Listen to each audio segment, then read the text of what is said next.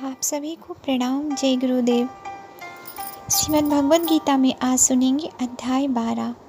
अध्याय 12 का विषय है भक्ति योग। साकार और निराकार रूप से भगवत प्राप्ति। अध्याय शुरू करने से पहले आइए हम सभी मिलकर गायत्री मंत्र कर लेते हैं।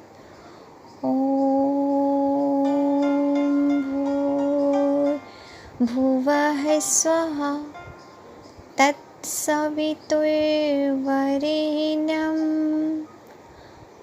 भर्गो देवस्य धीमहि धियो यो नः प्रचोदयात्। आइए अध्याय शुरू करते हैं।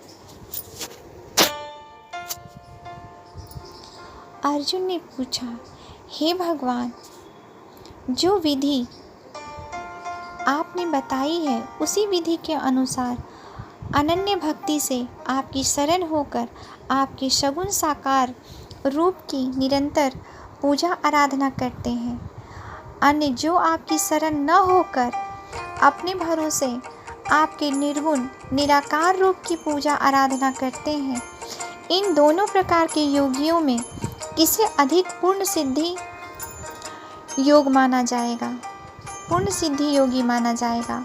श्री भगवान ने कहा, हे अर्जुन, जो मनुष्य मुझ में अपने मन को स्थिर करके निरंतर मेरे सगुण साकार रूप की पूजा में लगे रहते हैं और अत्यंत श्रद्धापूर्वक मेरे दिव्य स्वरूप की आराधना करते हैं, वह मेरे द्वारा योगियों में अधिक पूर्ण सिद्ध योगी माने जाते हैं। लेकिन जो मनुष्य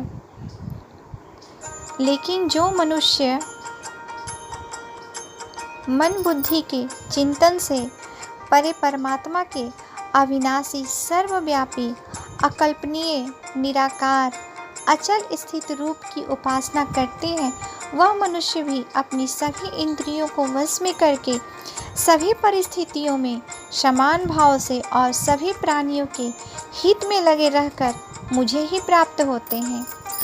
अव्यक्त निराकार स्वरूप के प्रति आसक्त मन वाले मनुष्य को परमात्मा की प्राप्ति अत्यधिक कष्टपूर्ण होती है, क्योंकि जब तक शरीर द्वारा कर्तव्यपन का भाव रहता है तब तक अव्यक्त परमात्मा की प्राप्ति दुखप्रद होती है। परंतु हे अर्जुन, जो मनुष्य अपने सभी कर्मों को मुझे अर्पित करके मेरी शरण होकर अनन्य भाव से भक्ति योग में स्थित होकर निरंतर मेरे चिंतन करते हुए मेरी आराधना करते हैं, मुझ में स्थिर मन वाले उन मनुष्यों का मैं जन्म मृत्यु रूपी संसार सागर से अति शीघ्र ही उद्धार करने वाला होता हूँ। हे अर्जुन, तू अपने मन को मुझ में स्थिर करके और मुझ में ही अपनी बुद्धि को लगा, इस प्रकार तो निश्चित रूप से मुझ में ही सदैव निवास करेगा, इसमें किसी प्रकार का संदेह नहीं है। हे अर्जुन, यदि तू अपने मन को मुझ में स्थिर नहीं कर सकता तो भक्ति योग के अभ्यास द्वारा मुझे प्राप्त करने की इच्छा उत्पन्न कर। यदि तू भक्ति योग का अभ्यास भी नहीं कर सकता है तो केवल मेरे लिए कर्म करने का प्रयत्न कर। इस प्रकार तू मेरे लिए कर्मों को करता हुआ मेरी प्राप्ति रूपी परम सिद्धि को ही प्राप्त करेगा। यदि तू मेरे लिए कर्म भी नहीं कर सकता है तो मुझ पर आश्रित होकर सभी कर्म के फलों का त्याग करके संपन्न के साथ आत्मस्थित महापुरुष की शरण ग्रहण कर उनकी प्रेरणा से कर्म स्वतः ही होने लगेगा। बिना समझे मन को स्थिर करने के अभ्यास से ज्ञान का अनुशीलन करना श्रेष्ठ है। ज्ञान से ध्यान श्रेष्ठ समझा जाता है और ध्यान से सभी कर्मों के फलों का त्याग श्रेष्ठ है, क्योंकि ऐसे त्याग से शीघ्र ही परम शांति की प्राप्ति होती है। भक्ति योग में आगे सुनेंगे भक्ति में स्थित मनुष्य के लक्षण। जो मनुष्य किसी से द्वेष नहीं करता है, सभी प्राणियों के प्रति मित्र भाव रखता है, सभी जीवों के प्रति दया भाव रखने वाला है, ममता से युक्त मिथ्या अहंकार से मुक्त, सुख और दुख को समान समझने वाला और सभी के अपराधों को क्षमा करने वाला है।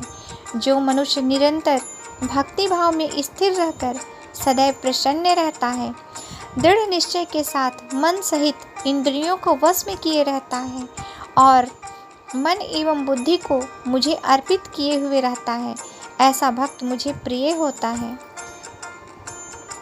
जो मनुष्य न तो किसी के मन को विचलित करता है और न ही अन्य किसी के द्वारा विचलित होता है, जो हर्ष, संताप और भय चिंताओं से मुक्त है, ऐसे भक्त भी मुझे प्रिय होते हैं। जो मनुष्य किसी भी प्रकार की इच्छा करता है, जो शुद्ध मन से मेरी आराधना में स्थित है, जो सभी कष्टों के प्रति उदासीन रहता है और जो सभी कर्मों को मुझे अर्पण करता है, ऐसा भक्त मुझे प्रिय होता है। जो मनुष्य न तो कभी हर्षित होता है, ना ही कभी शोक करता है, ना ही कभी पछताता है और ना ही कभी कामना करता है, जो शुभ है और अशुभ सभी कर्मफलों को मुझे अर्पित करता है, ऐसे भक्ति में मुझे बहुत प्रिय है। जो मनुष्य शत्रु और मित्र में, मान तथा अपमान में समान भाव में स्थित रहता है, जो सर्दी और गर्मी में, सुख तथा दुख आदि द्वंद्वों में भी समान भाव में स्थित रहता है और जो दूषित संगति से मुक्त रहता है, जो निंदा और स्तुति को समान समझता है, जिसकी मन सहित सभी इंद्रियां शांत हैं, जो हर प्रकार की परिस्थिति में सदैव संतुष्ट रहता है और जिसे अपने निवास स्थान में कोई आसक्ति नहीं होती, ऐसे स्थिर बुद्धि के साथ भक्ति में स्थित मनुष्य मुझे प्रिय होते हैं। परंतु जो मनुष्य इस धर्म रूपी अमृत का ठीक उसी प्रकार से पालन करता है जैसे मेरे द्वारा कहा गया है और जो पूर्ण श्रद्धा के साथ मेरी शरण ग्रहण किए रहता है, ऐसी भक्ति में स्थित भक्त मुझको अधिक प्रिय होते हैं। इस प्रकार उपनिषद, ब्रह्म विद्या तथा योग शास्त्र रूप श्रीमद् भगवद गीता के श्री कृष्ण अर्जुन संवाद में भक्ति योग नाम का 12वां अध्याय संपूर्ण हुआ। आज के लिए यहीं तक। आप सभी को प्रणाम। जय गुरुदेव।